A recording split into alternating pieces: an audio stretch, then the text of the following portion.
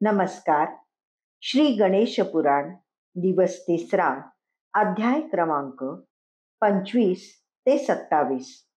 दक्षाला राज्यप्राप्ती, भीमराजाला पुत्रप्राप्ती. भृगु ऋषी सोमकांताला म्हणाले, राजा, कौंडिण्यपुराजवळील अरण्यात एका जीर्ण देवालयात दक्ष 12 वर्ष राहत होता. हे मी तुला आधीच सांगितले. त्याला स्वप्न दृष्टांत झाल्यानंतर काही दिवसांनी कौंडिण्यपूरचा राजा मरण पावला. तो निपुत्रिक होता. त्याच्या मृत्यूने राणी सुलभा, प्रधानद्वय सुमती व मनोरंजन, राजपरिवार व प्रजाजन शोकग्रस्त झाले. दुःखावेगाने सर्व नगरच रडत होते. मान्यवरांना आता पुढे काय करायचे असा प्रश्न पडला होता. तेव्हा राजपुरोहिताने सर्वांना एकत्र बोलावले. तो म्हणाला, महाराजांच्या निधनाने आपल्या सर्वांवरच मोठा आघात झाला आहे. जो जन्माला येतो त्याचा मृत्यूही निश्चित असतो. मरणारा मनुष्य गुणवान, शीलवान व उपकारी असेल तर त्याच्या जाण्याने अधिक दुःख होते. त्यामुळे महाराजांच्या मृत्यूने आपणा सर्वांना किती शोक झाला असेल याची कल्पनाच करवत नाही. अशा प्रसंगी नेमके काय करावे हेही बहुधा सुचत नाही. तथापि कुठेतरी दुःख आवरावेच लागते. तुम्ही असा शोक करीत बसलात तर महाराजांच्या आत्म्याला शांती लाभणार नाही. त्यांच्या देहावर अग्निसंस्कार करणे हे आपले प्रधान कर्तव्य आहे. तरी पुढील व्यवस्थेला लागावे. राजपुरोहितांच्या विनंतीला मान देऊन मंडळींनी शोक आवरला. अंत्ययात्रेची तयारी करण्यात आली. राजा निपुत्रिक असल्यामुळे सुमती प्रधानाच्या हातूनच त्याचे उत्तर कार्य करण्यात आले. राजाला तिलांजली दिल्यावर सर्व मान्यवर राजवाड्यात आले. सुलभा राणीचे सांत्वन करून ते सर्वजण स्वगृही गेले. राजाने आपला उत्तराधिकारी नेमलेला नव्हता. राजसिंहासन रिकामे ठेवणे हेही योग्य नव्हते. प्रजाही चिंतेत होती. गादीवर कोणाला बसवायचे याचा राणीला व राजाच्या एकनिष्ठ सेवकांना प्रश्न पडला होता. योगायोगाने त्याच समयी मुद्गल ऋषींचे कौंडिण्यपुरात आगमन झाले. प्रधानाने त्यांचे स्वागत केले. त्यांना आपली चिंता सांगितली व मार्गदर्शन करण्यास विनंती केली. ते म्हणाले, सुमंता, तुमच्या राजाचा महान नामक एक हत्ती आहे. तू त्याच्या सोंडेत एक रत्नमाला दे. त्याला नगरातून फिरवून आण. तो हत्ती ज्याच्या गळ्यात माळ घालील त्याला तुम्ही सन्मानाने राज्याभिषेक करा. त्याच्या अधिकारात राज्यकारभार चालवा. माझा तुम्हा सर्वांना आशीर्वाद आहे. मुद्गल ऋषींवर राजपरिवाराची श्रद्धा होती म्हणून त्यांनी सुचविलेल्या पर्यायाला सुलभा राणीने व प्रधानांनी तात्काळ मान्यता दिली. मग एका शुभदिनी शुभ मुहूर्तावर शृंगारलेल्या हत्तींच्या सोंडेत राणीने रत्नमाला दिली. हत्तीला उद्देशून ती म्हणाली, महाराजांचे तुझ्यावर खूप प्रेम होते. त्यांच्यानंतर कौंडिण्यपुराच्या राजसिंहासनावर जो पुरुष बसण्यास योग्य असेल त्याच्या गळ्यात तू ही रत्नमाला घाल, अशी माझी तुला विनंती आहे. राजाची निवड होणार म्हणून लोकांमध्ये कमालीची उत्सुकता होती.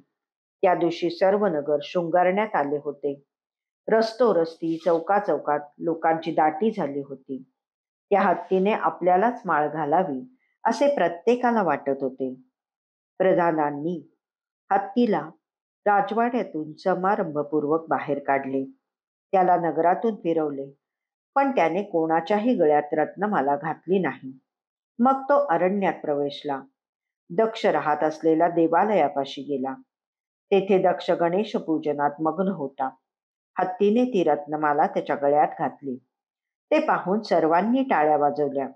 मंगलवाद्यांनी एकच गजर केला. हा काय प्रकार आहे हे दक्षाला कळेना. तो संभ्रमित झाला. प्रधानाने पुढे येऊन त्याला वस्तुस्थितीची कल्पना दिली आणि राजसिंहासन स्वीकारण्याची विनंती केली. तेव्हा दक्षाला खूपच आनंद झाला. अशा प्रकारे त्याला स्वप्नदृष्टांताची प्रचिती आली. श्री गजाननाच्या कृपेनेच हे सर्व घडून येत आहे म्हणून त्याने आपल्या आराध्य दैवताला कृतज्ञतेने नमस्कार केला. हा नवीन राजा तपस्वी आणि भाविक आहे हे पाहून प्रधानांना परम संतोष वाटला. लोकांनाही हा नवीन राजा पसंत पडला. त्यांनी उत्स्फूर्तपणे त्याचा जय जयकार केला.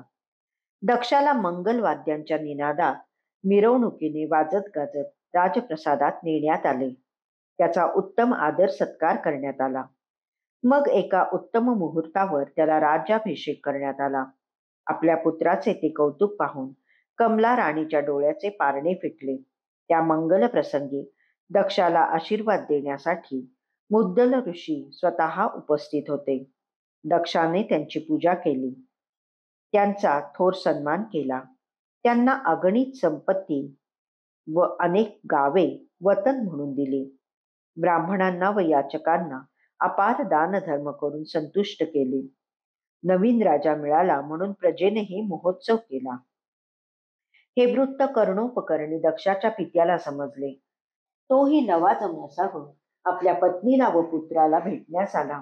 त्याने पूर्वकृत्याबद्दल त्या दोघांची क्षमा मागितली.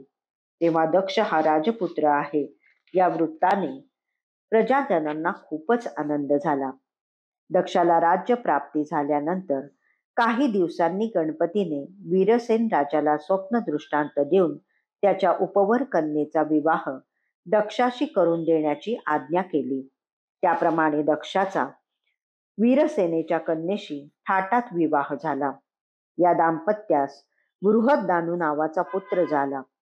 बृहदानुला हलधर, हलधराला सुशील, सुशीलास पद्माकर, पद्माकरास रिपुमर्दी व रिपुमर्दीस चित्रसेन नावाचा पुत्र झाला. या वंश परंपरेत चित्रसेनाचा पुत्र भीम हा तू आहेस.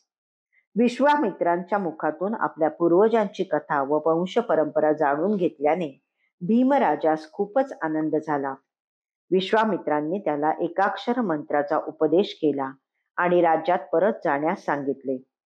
त्यांच्या आज्ञेनुसार आपली पत्नी व प्रधानांसह तो नगरात परतला. त्याला सुखरूप पाहून प्रजाजन सुखावले. त्यांनी आपल्या राजाला व राणीला मिरवणुकीने वाजत गाजत राजवाड्यात आणले. पुढे एका शुभदिनी भीमराजाने विश्वामित्रांनी सांगितल्याप्रमाणे गणेश अनुष्ठानास प्रारंभ केला. तो एकाग्र चित्ताने मंत्र जप करीत असे. या उपासनेच्या प्रभावाने त्याची चित्तवृत्ती गजाननमय झाली. त्याला सर्वाठाई गणपतीचे दर्शन होऊ लागले. काही दिवसांनी गणपतीने त्यास प्रत्यक्ष दर्शन दिले.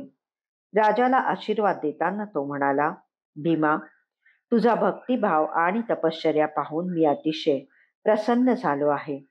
आता तू सुखाने राज्य कर. लवकरच तुला एक विद्वान, पराक्रमी आणि सद्गुणी पुत्र होईल. त्या वरदानाने भीमराजा धन्य धन्य झाला. काही कालावधीनंतर राणी गर्भवती राहिली. तिने एका तेजस्वी आणि देखण्या पुत्रास जन्म दिला. राजाची इच्छा पूर्ण झाली. त्याने पुत्र जन्माप्रित्यर्थ महोत्सव केला. अपार दानधर्म केला. 12व्या दिवशी राजपुत्राचे थाटामाटात बारसे झाले. त्याचे रुक्मान गद असे नाव ठेवले. अध्याय 28 ते 35. रुक्मांगदाची कथा आणि अहल्या आख्यान. भृगुऋषी सोमकांताला रुक्मांगदाची कथा सांगू लागले. ते म्हणाले, भीमराजाचा पुत्र रुक्मांगद हा रूपवान व गुणवान होता. आपल्या सुशील स्वभावामुळे तो सर्वांना आवडत असे. राजाने त्याचे योग्य वेळी मौजीबंधन केले आणि विद्याभ्यासासाठी त्याला गुरुगृही पाठवले. कुशाग्र बुद्धी लाभलेल्या रुक्मांगदाने आपल्या आचार्यांकडून सर्व विद्या व क्षत्रियांना आवश्यक असलेले युद्धतंत्र लवकरच आत्मसात केले. तो घरी परतल्यावर राजाने आपल्या प्रधानांशी विचार विमर्श करून त्यास युवराज पद दिले. रुक्मांगद आपल्या पित्याप्रमाणेच गणपतीची भक्ती करत असे. भीमराजाने त्याला एकाक्षर मंत्राचा उपदेश केला. या मंत्रोपदेशानंतर त्याची भक्ती इतकी दृढ झाली की मंत्र जप करताना त्याला देहभानच राहत नसे. एके दिवशी रुक्मांगद आपल्या सेवकांसह मृगयेसाठी घोर अरण्यात गेला होता. त्यावेळी झालेल्या धावपळीने तो अगदी थकून गेला. विश्रांतीसाठी चांगले ठिकाण शोधत तो एका आश्रमापाशी आला. तो वाचकवनी ऋषींचा आश्रम होता. रुक्मांगद आश्रमात प्रवेशला त्यावेळी ते ऋषी स्नानासाठी निघाले होते. राजपुत्राने त्यांना नमस्कार करून येण्याचा उद्देश सांगितला. ऋषींनी त्याला विश्रांती घेण्याची अनुमती दिली. आपली पत्नी मुकुंदा हिला त्याचे आदरातिथ्य करण्यास सांगितले. रुक्मांगदाला खूपच तहान लागली होते. त्याने मुकुंदाला पाणी देण्याची विनंती केली. त्यावेळी त्याचे देखणे राजवेंडे रूप पाहून तिच्या मनात जबरदस्त कामवासना उत्पन्न झाली. ती त्याच्याकडे एकटक पाहतच राहिली. त्याला पाणी देण्याचेही तिला भान राहिले नाही. ती हळूवार पावलांनी रुक्मांगदाशी पाशी गेली आणि त्याच्याकडे अर्थपूर्ण मादक दृष्टी टाकून म्हणाली, हे राजपुत्रा, माझे मन तुझ्यावर अनुरक्त झाले आहे. माझ्या देहाला कामाग्नीने पुरते व्यापून टाकले आहे. तू माझ्याशी सहवास करून मला तृप्त कर. एका तपस्व्याच्या पत्नीच्या मुखातील हे विपरीत शब्द ऐकून रुक्मांगदाला आश्चर्य वाटले आणि दुःखही झाले. तो तिला म्हणाला, तू माझे अशा रीतीने आदरातिथ्य करशील याची पुसटशी जरी कल्पना मला असती तरी मी येथे आलो नसतो. वाचकवनी हे थोर ऋषी आहेत. त्यांची योग्यता फार मोठी आहे. तू त्यांची पत्नी असूनही व्यभिचार करू पाहतेस, हे काही योग्य नाही.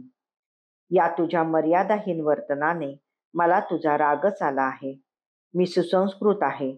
माझे मन तुझ्यावर आसक्त होणे कदापिही शक्य नाही. मी तहानेने पडून मेलो तरी चालेल, पण येथे थांबणार नाही. रुक्मांगद जाण्यासाठी वळला तेव्हा मुकुंदा धावतच त्याच्यापाशी आली आणि त्याला बिलगून म्हणाली, हे देखण्या वीरा, स्त्रीवर बलात्कार करणे हे महापाप आहे. त्या नराधमाला नरकवासच प्राप्त होणार. पण पुरुषावर अनुरक्त झालेली स्त्री स्वेच्छेने त्याच्या स्वाधीन होत असेल तर कर्तव्य म्हणून त्याने तिची कामेच्छा तृप्त करणे यात काहीच पाप नाही. कृत आणि त्रेतायुगात ब्रह्मदेवाने स्त्रियांना या बाबतीत पूर्ण स्वातंत्र्य दिले होते. माझ्यासारखी सुंदरी तुझी अपेक्षा धरते हा तुझा सन्मानच आहे. तू माझ्या भावनेचा अनादर करू नकोस, अन्यथा मी तुला शाप देईन. मुकुंदाच्या निर्लज्ज वागण्याचा पापभिरू रुक्मांगदास खरोखरच राग आला. त्याने परखड शब्दात तिची निंदा केली.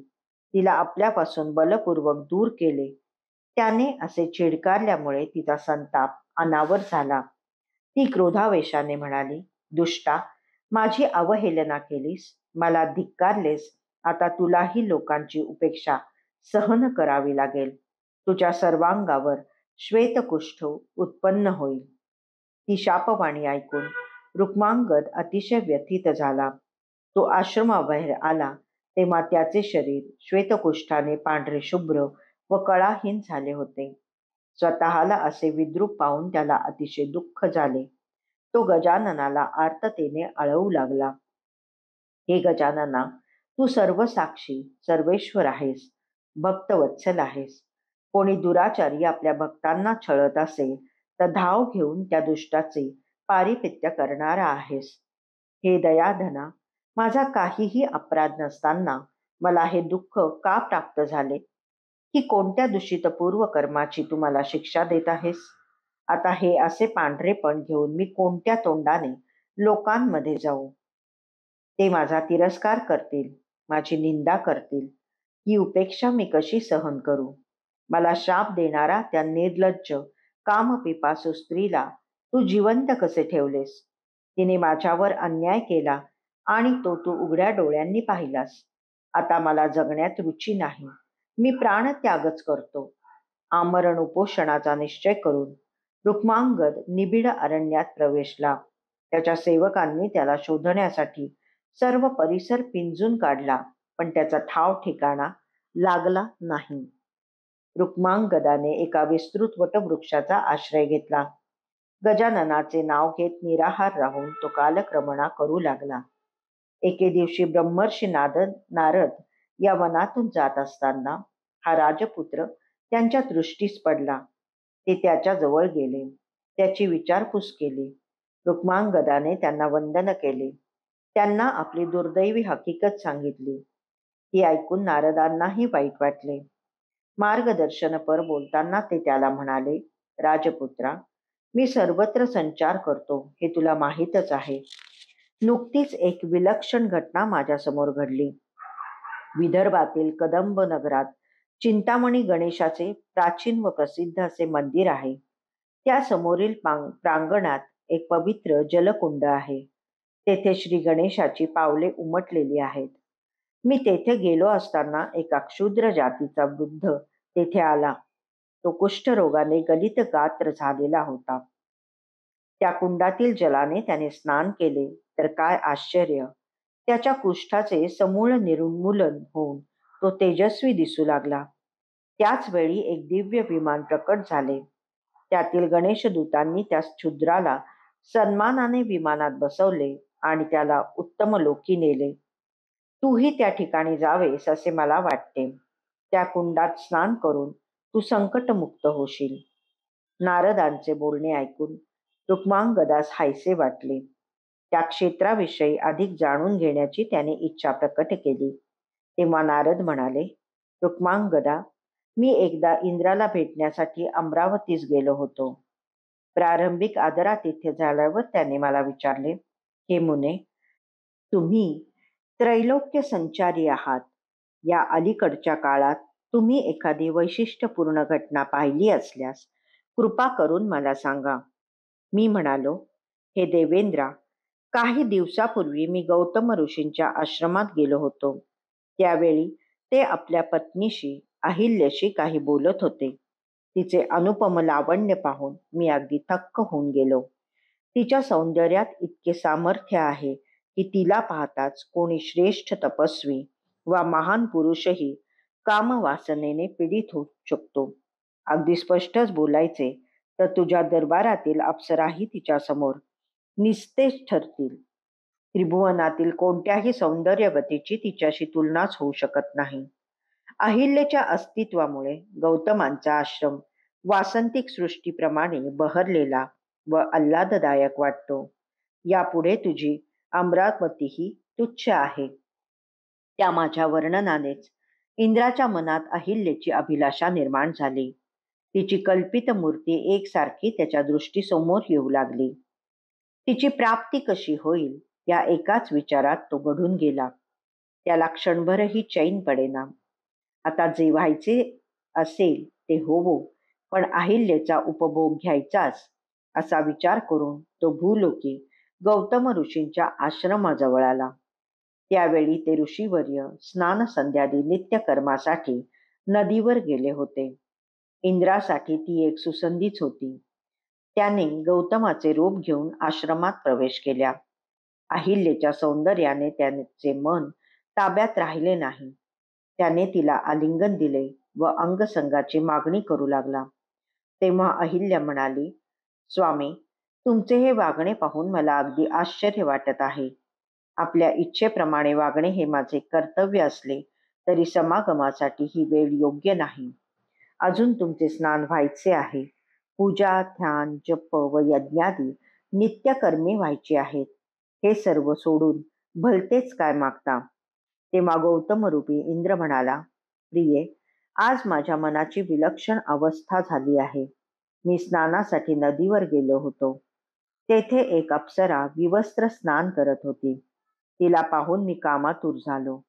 मन अस्वस्थ झाल्याने मी त्वरेने परत आलो.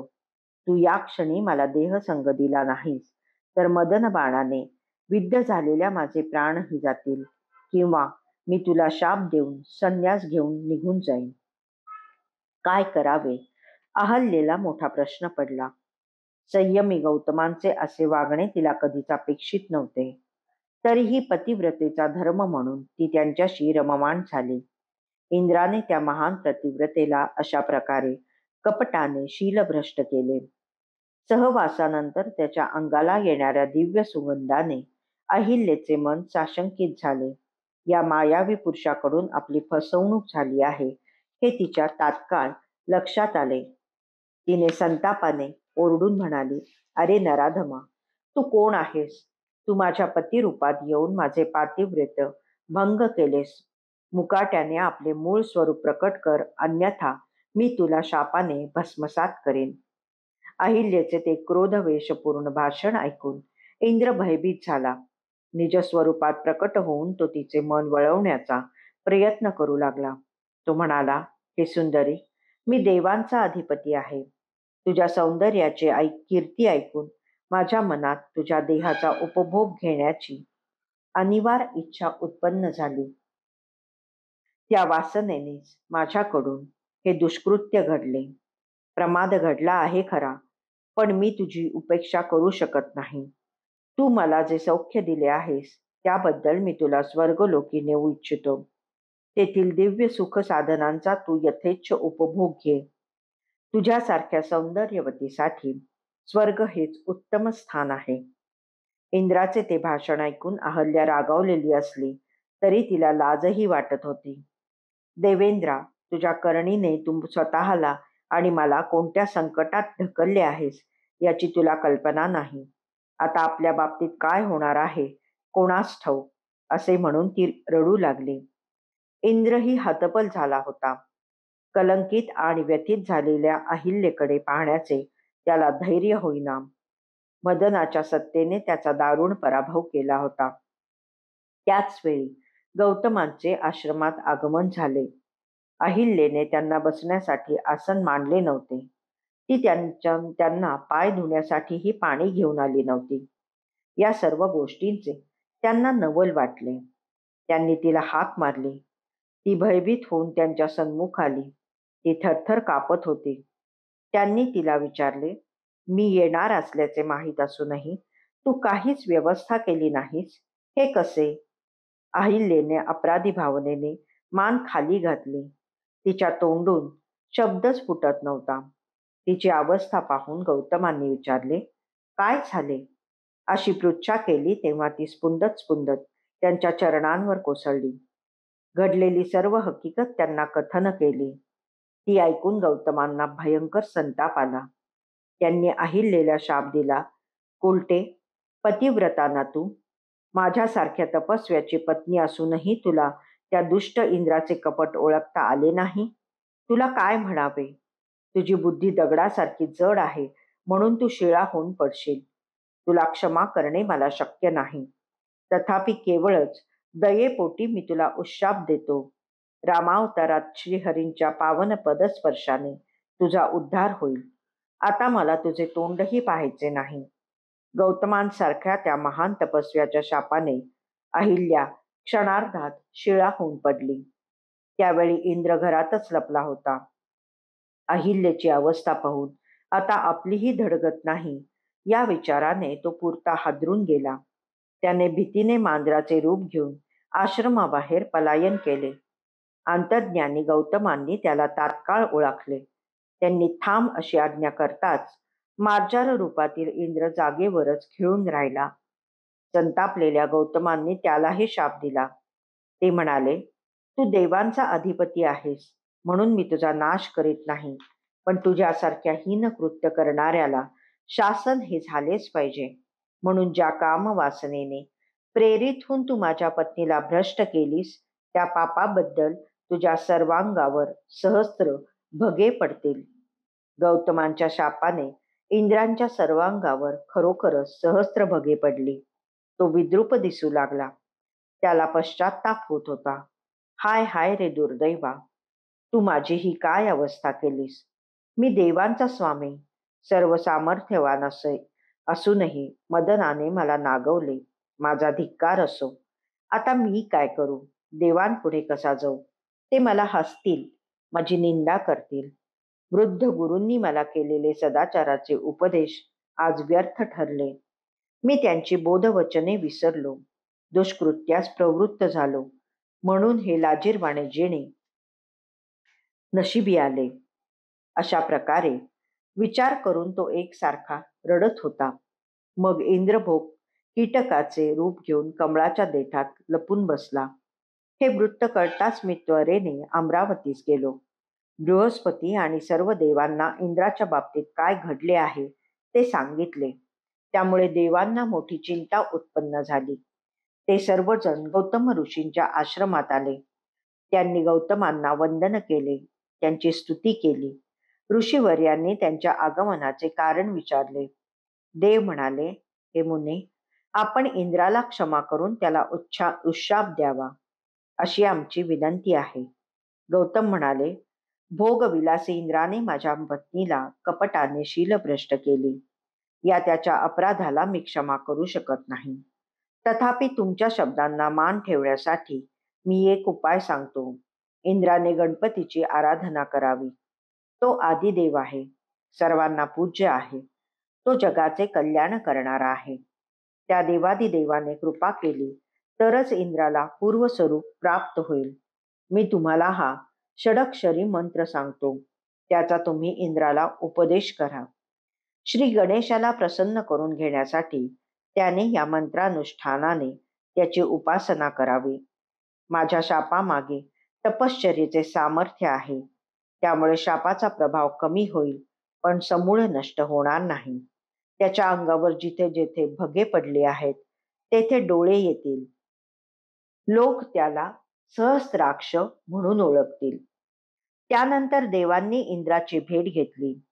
त्यांनी खूपच विनंती व आर्जवे केली.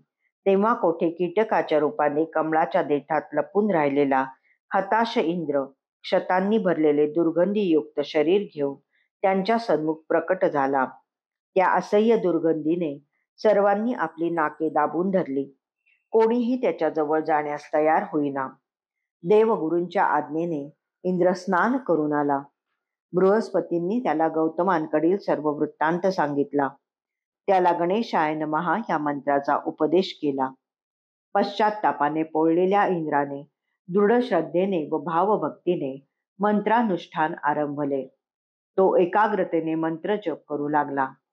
त्या तपश्चर्येच्या प्रभावाने त्याच्या शरीरावरील भगे नाहीशी होऊन त्याला सहस्त्र नेत्र असलेला दिव्य देह प्राप्त झाला. या चमत्काराने इंद्राची गणेश भक्ती अधिकच दृढ झाली. त्याने आपले उर्वरित जीवन गणपतीच्या आराधनेतच व्यतीत करण्याचा निश्चय केला.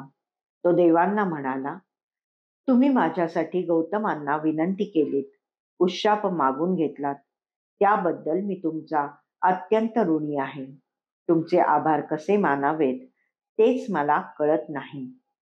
माझ्या हातून घडलेले नीच कृत्य क्षमायोग्य नव्हते. या प्रमादाबद्दल गौतमांनी मला भस्मसात करायला हवे होते, पण तसे काहीही न करता त्यांनी मला अशी शिक्षा दिली की ज्यायोगे मी गणपतीचा भक्त झालो. त्यांच्या कृपा प्रसादाने आज मी शापमुक्त झालेलो असलो तरी गणेश भक्तीचा मार्ग सोडायचा नाही असा मी निश्चय केलेला आहे. म्हणून माझी तुम्हाला अशी विनंती आहे की तुम्ही स्वस्थानी जाऊन आपापली कर्तव्ये करीत राहावे. देव निघून गेले. इंद्र एका वृक्षापाशी बसून षडक्षरी गणेश मंत्राचा एकोभावे जप करू लागला. एकाग्रतेने त्याचे देहभान हरपले. अशी हजारो वर्षे लोटली. इंद्राचा देह वारुळाने व्यापून गेला. या त्याच्या तपश्चर्येने श्री महागणपती प्रसन्न झाला. तो इंद्रासमुख प्रकट झाला. त्याची कोट्यावधी सूर्यासमान तेजोदीप्ती पाहून इंद्र भयभीत झाला. त्याने आपले सहस्र नेत्र घट्ट मिटून घेतले. त्याची अवस्था पाहून भक्तवत्सल गणपतीने त्याला अभय दिले. तो म्हणाला, हे इंद्रा, घाबरू नकोस. तू ज्याची आराधना करीत आहेस तो मी गजानन तुझ्या समोर प्रकट झालो आहे. तुझी सेवा मला पावली आहे. मी तुझ्यावर अत्यंत प्रसन्न आहे. तरी इष्ट वरदान मागून घे.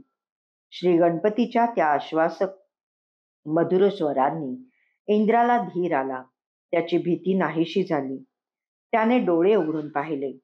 आपल्या आराध्य दैवताची ती महन मंगल प्रसन्न मूर्ती पाहून त्यास परमानंद झाला. अष्टसात्विक भावांनी त्याच्या डोळ्यातून अश्रुधारा वाहू लागल्या. त्याने गणपतीला साष्टांग नमस्कार केला. त्याची भक्तिभावाने स्तुती आरंभली.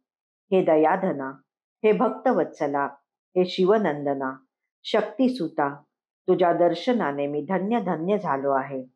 माझी तपश्चर्या फळास आली. मी तुझी काय स्तुती करू. तू ब्रह्मांडाचा स्वामी आहेस, समस्त विश्वाचा आधार आहेस. तू चारी जीवकोटींचा निर्माता आहेस. तू सर्व भूतांचा अधिपती आहेस. तू सगुण आहेस, निर्गुण आहेस.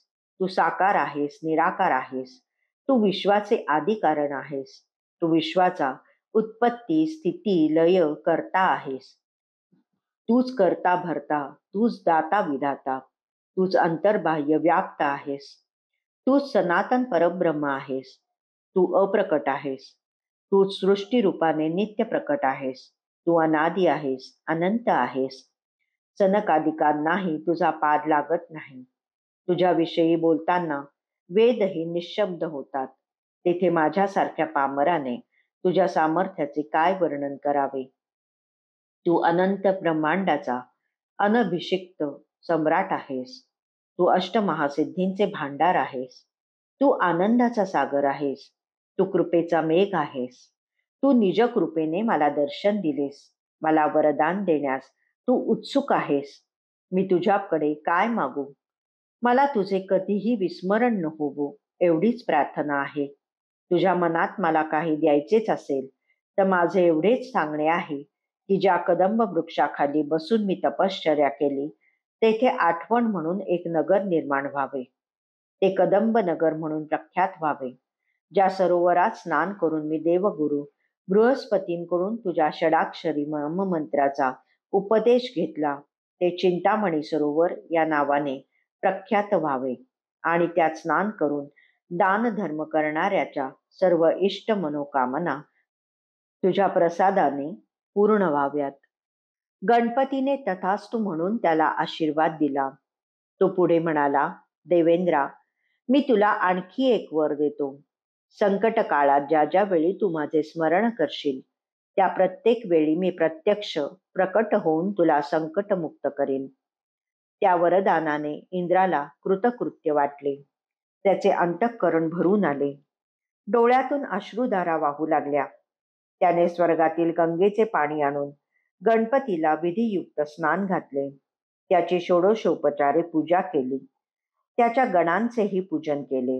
त्याच्या सेवेचा स्वीकार करून गणपती अंतर्धान पावला. इंद्राने त्या स्थानी एक सुरेख मंदिर बांधले. त्याच्या गाभाऱ्यात गणपतीच्या मनोहर स्फटिक मूर्तीची प्राणप्रतिष्ठा केली. मग तो सपरिवार स्वर्गलोकी गेला.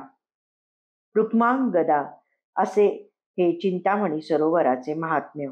म्हणून तू कदंब नगरास जा. तेथील सरोवरात स्नान कर. त्या पुण्यतीर्थाच्या प्रभावाने तुझ्या श्वेतकुष्ठाचे निवारण होऊन तुला दिव्य देह प्राप्त होईल. रुक्मांगदाने नारदाचे आभार मानले. त्यांना साष्टांग नमस्कार केला. नारद संचारार्थ निघून गेले. काही वेळाने रुक्मांगदाचा शोध घेत त्याचे सैनिक त्याच्यापाशी आले. तो सापडल्यामुळे त्यांना फारच आनंद झाला. तथापि श्वेतकुष्ठामुळे त्याला विरूप अवस्थेत पाहून त्यांना फारच दुःख झाले. रुक्मांगदाने त्यांची कशीबशी समजूत काढली. त्यांना आधीचे सर्व वृत्त सांगितले.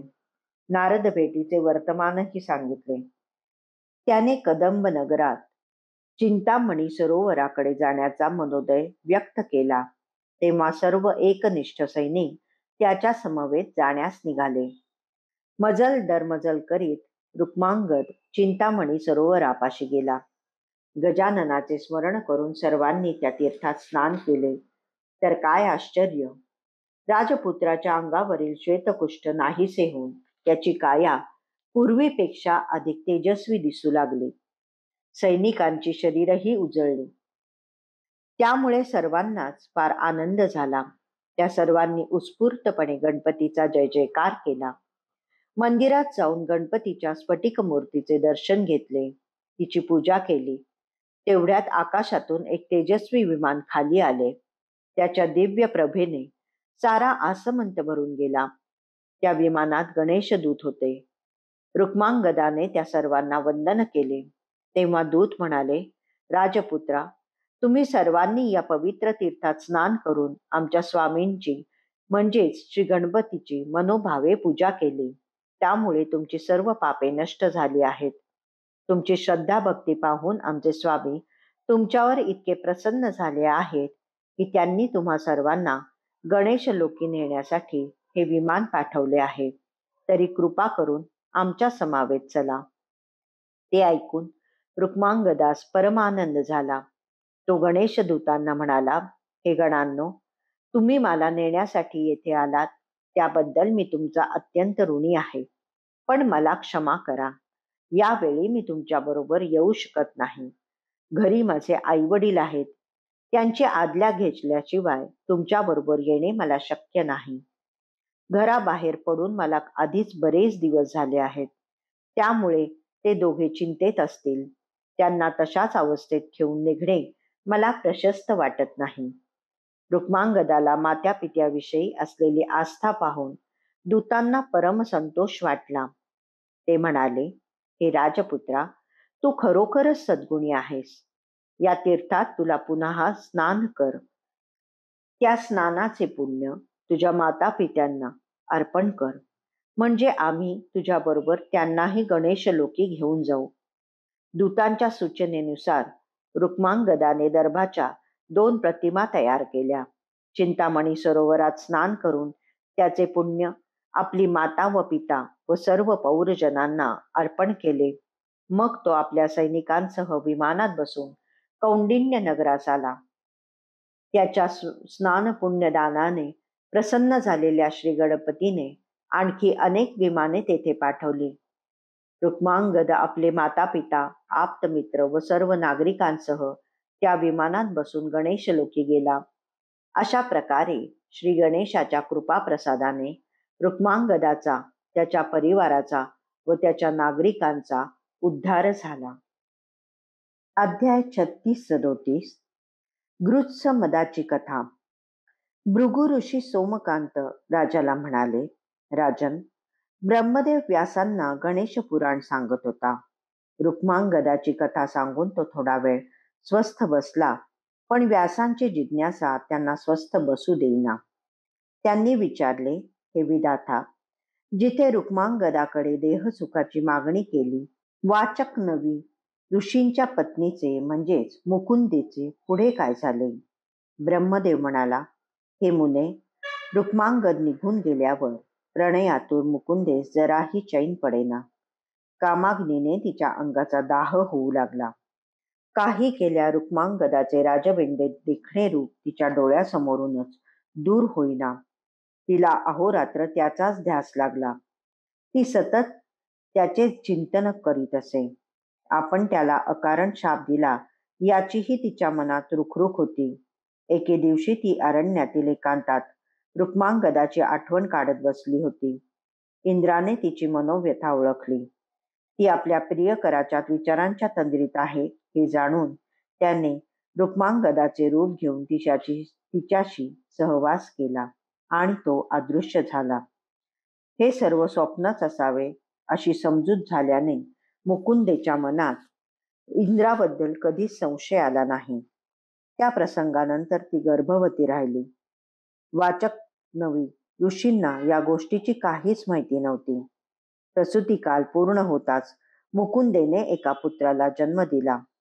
वाचकवनींना पुत्रप्राप्तीचा फारच आनंद झाला. तो आपलाच पुत्र आहे या भावनाने त्यांनी त्याचे जातक कर्म केले.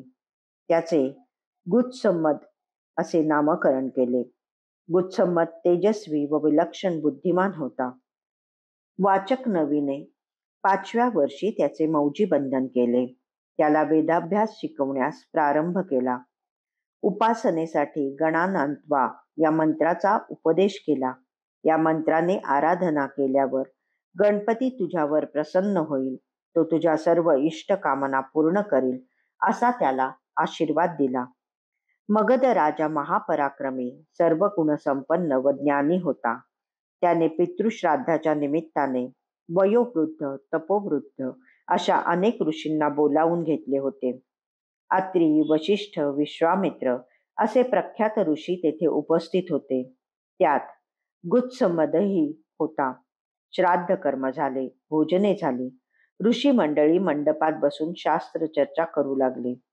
त्या विद्वज्जनात गुत्समदाने काही सिद्धांतावर आत्मविश्वासपूर्वक आपली मते मांडली. तेव्हा अत्रि ऋषींनी त्याचा निषेध केला. ते म्हणाले, गुत्समदा, तुझ्या सारख्याने आमच्या समोर असे अभिमानाने बोलणे योग्य नाही. तू वाचक नवीनचा औरस पुत्र नाहीस. रुक्मागंध नावाचा एका राजपुत्रापासून तुझा जन्म झाला आहे. ऋषीपुत्र नसल्यामुळे तू येथून निघून जावे हेच बरे. अत्रि ऋषींचे बोलणे ऐकून गुत्समदाला मोठा धक्का बसला. त्याला त्यांचा मनस्वी राग आला. त्याची क्रुद्ध मुद्रा पाहून अनेक ऋषींनी त्या मंडपातून काढता पाय घेतला. गुत्समद अत्रींना म्हणाला, तुम्ही माझा सर्वांदेखत जो अपमान केलात तो मी कधीही विसरणार नाही. तुमचे बोलणे असत्य ठरले तर मी तुम्हाला भस्म करीन. अत्रींनी त्याला काहीच उत्तर दिले नाही. गुत्समद संतापाने जळफळत त्या मंडपातून बाहेर पडला. घरी गेल्यावर मातेला पाहताच त्याचा क्रोध अधिकच उफाळला. त्याने मुकुंदेला जाब विचारला. तो म्हणाला, आज तुझ्यामुळे माझ्यावर घोर अपमानास्पद प्रसंग ओढवला. अत्रींनी तुझ्या चारित्र्यावर आक्षेप घेतला. त्यांनी मी ऋषीपुत्र नसून कुणा रुक्मांगदाचा पुत्र आहे असे ठामपणे सांगितले. त्यामुळे मला स्वतःबद्दल घृणा उत्पन्न झाली आहे. मुकाट्याने माझा खरा पिता कोण आहे ते सांग, अन्यथा मी तुला शाप देऊन भस्मसात करीन. तेजस्वी गुत्समद अनिवार्य संतापाने थरथरत होता. त्याला पाहून मुकुंदेला कापरेच भरले. तिने अर्धवट शुद्धीत तिला पडलेल्या स्वप्नाची हकीकत सांगितली. ते ऐकून गुत्समद म्हणाला, कोणी परका पुरुष तुझ्याशी सहवास करून जातो त्याला तू स्वप्न म्हणतेस? हा तर व्यभिचार झाला. तू आपला चारित्र्यहीनतेने माझ्या पित्याची फसवणूक केली आहेस आणि मलाही लोकांपुढे तोंड दाखवायची जागा ठेवली नाहीस. या पापाचे फळ तुला भोगायलाच हवे. तू काटेरी बोर होशील. तुझ्या अंगावर पुष्कळ फळे येतील, पण कोणताही प्राणी त्यांना तोंड लावणार नाही. ते शापवचन ऐकून मुकुंदेलाही संताप आला. तिने गुत्समदाला शाप दिला. मी पापिणी आहे असे तुला वाटत असले तरी मी तुझी आई आहे हे तू विसरलास. मी किती कष्ट सोसून तुला वाढवले हेही तू विसरलास. परे पांग पेडलेस. तू पाषाण हृदयी आहेस म्हणून तुझ्या मुखातून माझ्यासाठी शापवाणी निघाली. तू दुष्ट आहेस म्हणून तुझ्या पोटीही त्रैलोक्याला तापदायक ठरेल असा क्रूर दुरात्मा पुत्र जन्माला येईल. त्या दोघांनी एकमेकांना असे शाप दिले. त्यावेळी आकाशवाणी झाले, गुत्समद हा इंद्राचा पुत्र आहे. ते ऐकून मुकुंदा स्तंभित झाली. हा काय प्रकार आहे तिला कळेना. तेवढ्यात तिची काटेरी बोरीच्या झाडात रूपांतर झाले. गुत्समदही लज्जित झाला होता. काय करावे हेच त्याला सुचेना. तो आश्रमस्थान सोडून निघाला. फिरत फिरत पुष्पक नामक अरण्यात प्रवेशला. तेथील मनोहर सृष्टी सौंदर्याने त्याला आल्हाद वाटला. त्याने तेथेच तपश्चर्या करण्याचे ठरवले. त्याच्या पित्याने गणानात्वाम या मंत्राचे महात्म्य त्याला आधीच सांगितले होते. पायाच्या एका अंगठ्यावर उभे राहून त्याने एकाग्र चित्ताने या मंत्राचा जप करण्यास सुरुवात केली. अशा प्रकारे त्याने 1000 वर्षे श्री गणपतीची आराधना केली. या तपश्चर्येत मग्न असताना एके दिवशी त्याने सहज डोळे उघडले. त्यावेळी त्याला तेजस्वी दृष्टीतून निर्माण झालेला अग्नी त्रैलोक्य जाळून टाकतो की काय अशी देवांना भीती वाटली. त्यानंतरही 5000 वर्षे तो तपोमग्नच होता. त्या अवधीत त्याने झाडांचे पाने खाऊन राहायचा ही त्याची दृढ तपसाधना पाहून गणपती प्रसन्न झाला. त्याच्या समोर प्रकट होऊन तो म्हणाला, गुत्समदा, मी तुझ्यावर अत्यंत प्रसन्न आहे. मी तुला वरदान देऊ इच्छितो, तरी इष्टवर मागून घे. गुत्समदाने डोळे उघडले. समोर आपले आराध्य दैवत साक्षात उभे आहे हे पाहून त्याच्या आनंदाला पारावार राहिला नाही. त्याने गणपतीला साष्टांग नमस्कार केला व म्हणाला, हे गणपती, हे कृपाळू महाप्रभो, तुझ्या कृपा प्रसादाने मला 84 लक्ष योनींमध्ये सर्वश्रेष्ठ असा मनुष्य जन्म लाभला आहे. मनुष्यांमध्ये ब्राह्मण श्रेष्ठ असतो. ब्राह्मणांपेक्षा ज्ञानी श्रेष्ठ असतो. ज्ञानींपेक्षा ब्रह्मवेत्ता सर्वश्रेष्ठ असतो. म्हणून हे देवा, तू मला ब्रह्मज्ञान दे. मी देव आणि मनुष्यांना पूज्य व्हावे. तुझ्या भक्तांमध्ये माझी गणना व्हावी अशी माझी तीव्र इच्छा आहे. मी तपश्चर्या केलेल्या या पवित्र वनात तू नित्य वास करावास आणि तुझ्या दर्शनास येणाऱ्या सर्व भक्तांचे मनोरथ पूर्ण करावेस असे मला वाटते. तेव्हा गणपती म्हणाला, गुत्समदा, आजपासून मी तुला ब्राह्मणत्व दिले आहे. तू ब्रह्मज्ञानी होशील. गणानां त्वाम या मंत्राचा तू द्रष्टा ऋषी म्हणून प्रख्यात होशील. वेदज्ञ ऋषींमध्ये तुझी गणना होईल. माझ्या स्मरणापूर्वी सर्व लोक तुझ्या नावाचा उच्चार करतील. तुला एक महापराक्रमी व युद्ध निपुण पुत्र होईल. शंकराशिवाय तो सर्वांना अजिंक्य असेल. हे पवित्र क्षेत्रे चारही युगांमध्ये विख्यात होईल. हे वन कृतयुगात पुष्पक, त्रेतायुगात मणिपूर, द्वापार युगात मानक आणि कलियुगात भद्रक या नावाने ओळखले जाईल. या क्षेत्रात स्नान व दान धर्म करणाऱ्यांच्या सर्व इष्ट मनोकामना पूर्ण होतील. गणपती अंतर्धान पावला. गुत्समदाने तेथे गणपतीच्या मूर्तीची प्राणप्रतिष्ठा केली. तेथे एक सुंदर मंदिर बांधले. तो गणपती वरद विनायक म्हणून प्रसिद्ध आहे. तिसऱ्या दिवसाचं गणेश पुराण वाचन इथे समाप्त होतंय.